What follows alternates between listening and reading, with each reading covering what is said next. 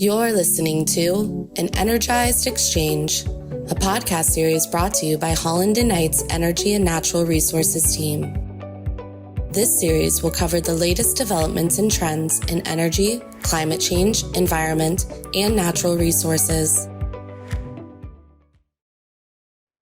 Hello and welcome. This is the first episode in our brand new series about all things energy, climate, environment, and natural resources.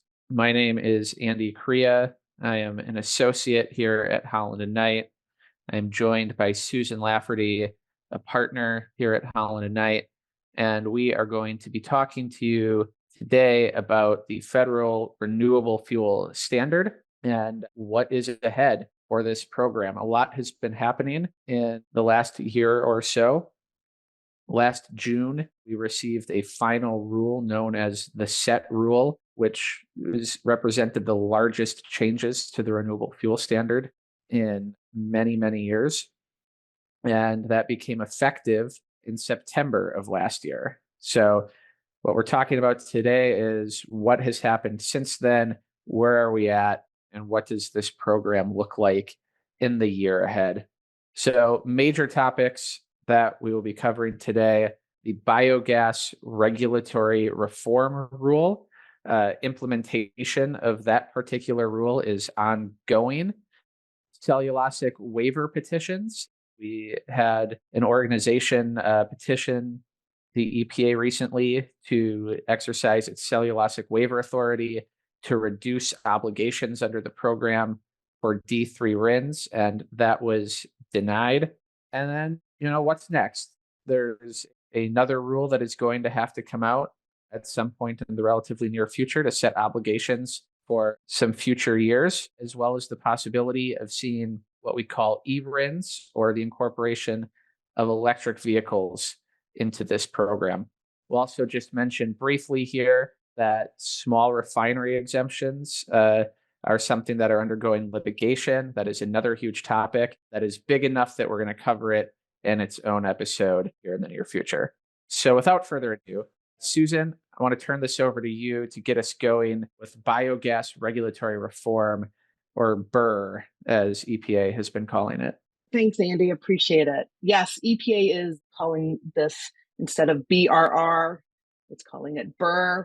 I might refer to it as BRR because while I am chilly on this spring day, it feels easier just to go by the acronyms. On biogas regulatory reform, as Andy said, that was part of the SET rule that was finalized last spring. And what it does is updates pretty much all parts of biogas to RNG, and then ultimately used as CNG or LNG and transportation fuel. All of those regulatory provisions are now overhauled and actually in its own provision in the regulatory book. The major dates that we're looking at are first July 1.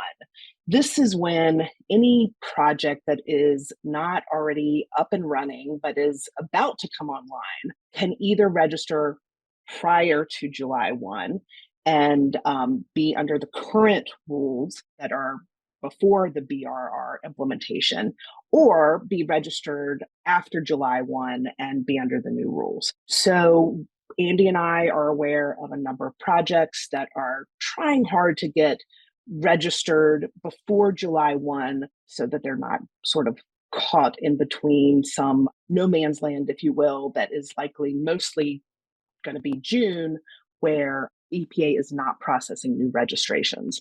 The next big date under BRR is October 1st, and that's where any existing project that's already registered with EPA needs to submit an updated registration to show that it is ready for the new rule for the BRR. And then that is the third and last date that we are waiting for, which is January 1, 2025. That is the date by which all grandfathered projects going forward, every single new project must comply with the BRR rules. So right now, if you are one of those projects that is on the verge of being ready to go, of course, the exact dates can move for projects just for a variety of operational reasons.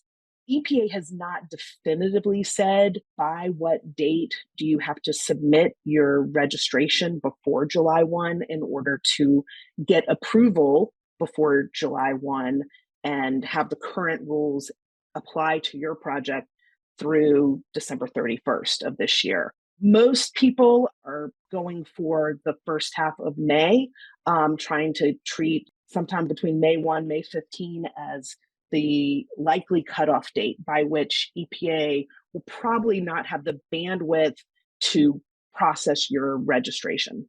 So after that, if you are not processed by July 1, EPA will continue to look at registrations and your project would just be approved under the new rules. So that, of course, begs the question of what is the difference? What are the major differences between the new rules and the old rules? The big new difference is roles that EPA has created for various players in the biogas chain. The first is for a biogas producer to register, and that is a new requirement. The RNG producer also has to register. They are going to also be the RIN generator. And then EPA has created a category called a RIN separator. And this, in the old rules, was typically done by the RIN generator, but in the new rules, that is a defined party. The new rules also do not allow pre-EPA registration storage of RNG, and that is a major change for new registrations that typically have done a couple months at least worth of storage while they wait for QAP status to be granted. They may also be waiting for LCFS CI scores to get to the CI level that they're hoping for. There's also, as I alluded to, a new RIN generation protocol process. EPA in a recent webinar just announced that they are going to have the biogas producer generate a token in EMTS, that is EPA's electronic platform for registering and generating RINs, transferring RINs. So this token will be generated in EMTS, and then the biogas producer will transfer that token along with the biogas to the RNG producer. The RNG producer then makes RNG, and upon retiring the token, it can generate a RIN, which will be an assigned RIN or K1 RIN. And then in turn, that RNG producer will transfer that RIN and the RNG to its off-taker. The RIN is traveling with the physical fuel, although, of course, once you inject the RNG into a commercial pipeline system, the exact molecules are fungible. But ultimately, that RIN is supposed to end up in the hands of a party that is a RIN separator. And Andy, I will let you go further into who a RIN separator is allowed to be. Thanks, Susan. A RIN separator under the new rules can be any one of three parties, and that is the party that withdraws physical biogas from the pipeline, can be the party that compresses CNG or LNG, and it can be the party that dispenses that CNG or LNG as fuel. This is a little bit of a departure from what we previously saw. Obviously, before, any party in the supply chain could take on the RIN generator and separator responsibility. We often saw that ended up being a marketer, a gas marketer who sat in the middle. Unless that gas marketer still owns the fuel at the time it's withdrawn from the pipeline, they're no longer going to be able to be the RIN separator. Doesn't mean they can't be the marketer of the RINs. It just means that the RINs will have to be transferred to that RIN separator party, transferred back to the marketer after separation, then to be marketed to the public writ large.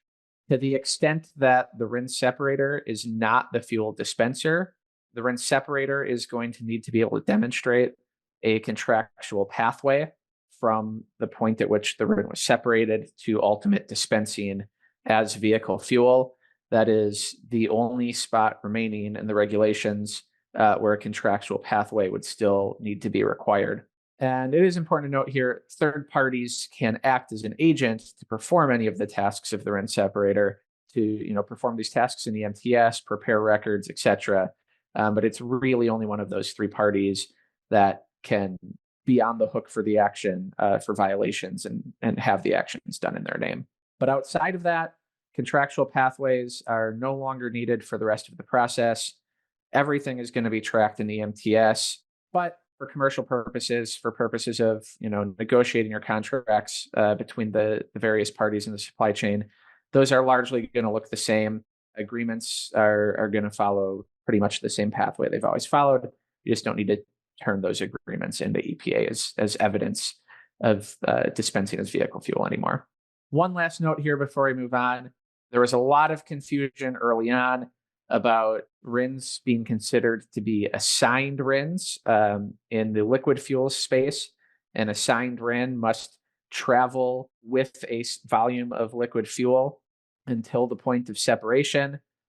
That is, how these regulations read, is that an assigned RIN would need to remain with some physical fuel all the way until the point of separation. EPA has come out and clarified that's not the intent.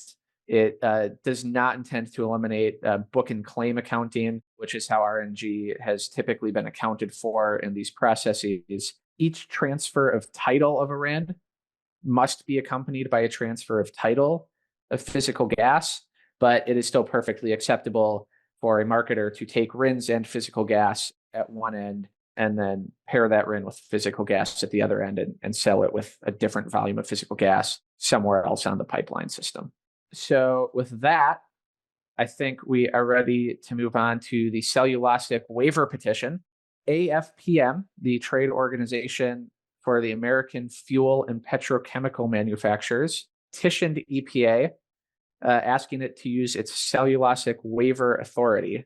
So what that means is EPA has authority in two different provisions of the RFS, which we'll mention in a second here, to essentially reduce required volumes of cellulosic biofuels when actual production is not going to be able to meet the previously set obligation, ultimately causing parties to commit violations that are no fault of their own because there simply aren't enough RINs available to meet all of the obligations.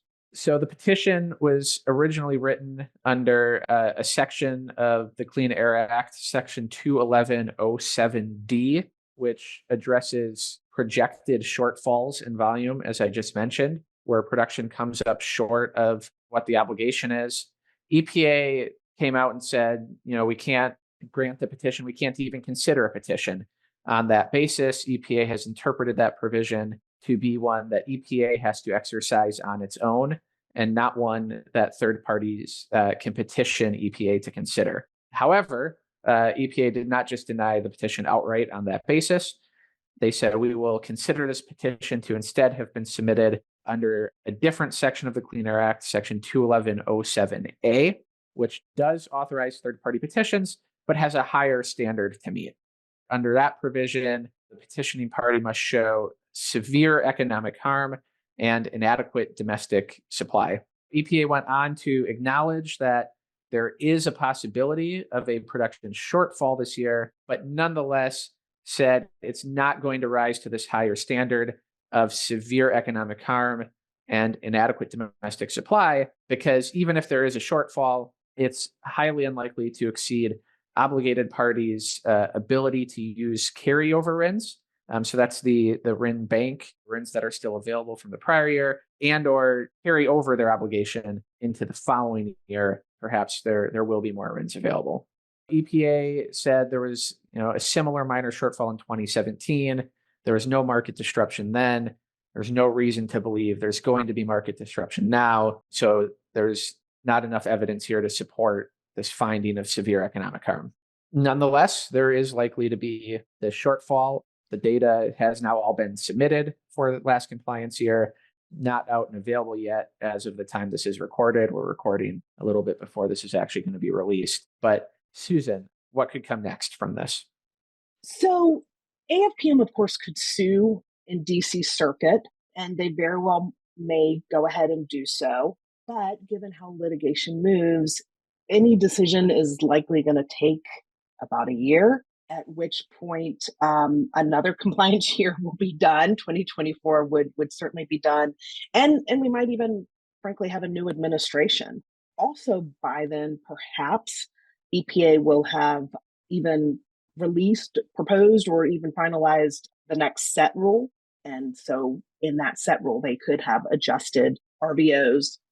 We're not expecting retroactively for 2023, but they could have tried to deal with the problem there. I mentioned a new administration. Obviously, this is an election year, and it is always a question mark about how a new administration would act.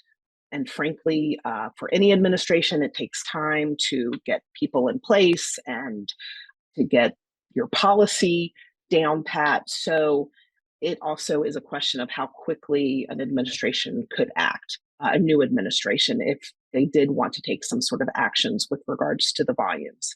Right now, though, based on the petition response, it seems very clear that EPA's preference is to wait and see what happens in the market and only adjust volumes, and probably most likely future volumes if they can, as necessary if a material shortfall does unfold.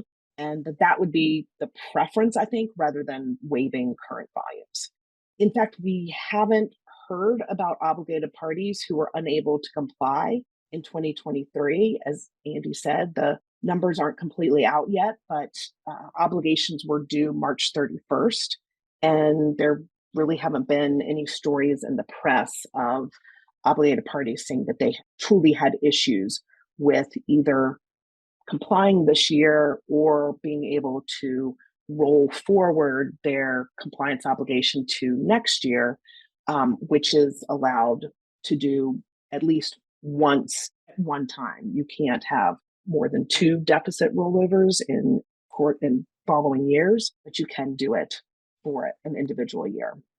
So this seems to really support the idea that EPA has a position of wait and see. And frankly, again, in an election year, EPA is highly unlikely to want to take action that it really doesn't have to. Whether it's increasing volumes or decreasing volumes, it does not want to get the attention of either side of the debate and any of the potential voters out there. So unless the situation becomes pretty dire this summer, this early fall before November, we think that EPA is likely to be quiet on this issue. Also, from the petition's response, it seems pretty evident that this EPA would rather not issue cellulosic waiver credits, CWCs, and EPA is, of course, only authorized to issue CWCs if it uses its cellulosic waiver authority. As Andy said, EPA in this decision to deny the petition declined to use its cellulosic waiver authority and did not talk about it any further after it said that that authority is not one that you can petition for EPA to act on. EPA just needs to decide on its own that it has been triggered. So that is another question mark as to whether EPA would, in adjusting volumes, use its waiver authority at all for current or for future obligations, and therefore allow for CWCs. Again, looks like this administration would rather not have CWCs. They would prefer for obligated parties to go out and drive demand for the actual RINs themselves, which means for the biofuels, and goes to support production. A new administration, again, of course, could change that view. So this is one where, just like EPA, I think we wait and watch and see where we are come post-election in November. The next big thing is, of course, the set rule. The next set rule, set 2.0, as some people are talking about it. The big thing that was dropped out of the first set rule, as we have said, were eRINs, electricity RINs, that would be allowed for electric vehicles. By statute, the rule covering the 2026 obligation should be out by this November, 2024. But EPA, of course, in the past has missed deadlines repeatedly with basically no consequence. And EPA authorities have frankly said very publicly that they were not even working on SET 2.0 yet, and had no expectation that it would be even proposed, much less finalized before the election. So I think the question will be, is SET 2.0 ready to go so that once the election is over, if Biden wins and will be entering into a second term, will EPA be ready to issue a proposed rule pretty quickly after November? Alternatively, if Biden does not win and we'll have a new administration, then right now our expectation is this EPA would not act. It would punt the SET 2.0 issue to the new administration. Inauguration is mid-January of 2025. So that would be expected to, again, just cause more delays in when the SET 2.0 would actually be proposed, much less finalized. So we very much could be in a position where we don't have a final 2026 rule before Q4 of 2025. Hopefully it doesn't go into the actual compliance year. And Andy, I'll let you talk about eRINs. Sure. So eRINs, as Susan mentioned, are electricity RINs. This would fold in EVs to the RFS for the first time. A key note, a difference between the federal renewable fuel standard and state low carbon fuel standards. In the RFS, all fuels that qualify must be biomass-based fuels. So we're not talking about solar to EV here. We're not talking about wind to EV. We're really almost entirely talking about renewable natural gas that then powers natural gas electric generation facilities. As Susan mentioned as well, this was a major cornerstone of the original SET rule, proposed rule, that got dropped out before the rule was finalized. There were a lot of comments bringing up various legal arguments. We're not going to rehash those legal arguments here, but they've been hashed out in public comments. They've been hashed out in other forums.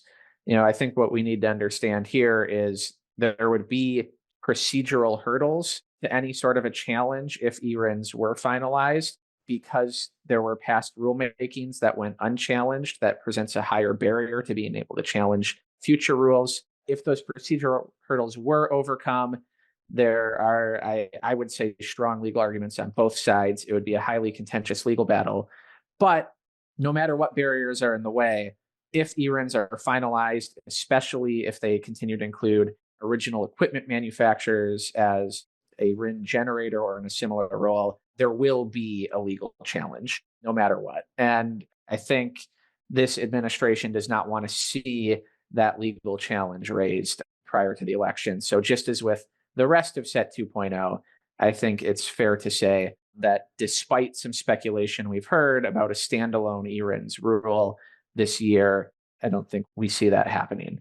So with that, I'd like to thank you for joining us here in this first episode of our new series and learning a little bit more about what is coming up in the Renewable Fuel Standard, and invite you to join us on our next episode, which is still going to be covering the Renewable Fuel Standard, but small refinery exemption litigation, another exciting piece of this puzzle. Thank you. Thank you for listening to an Energized Exchange, a podcast series brought to you by Holland & Knight. For more information on our energy and natural resources team, please visit hklaw.com/eRINs.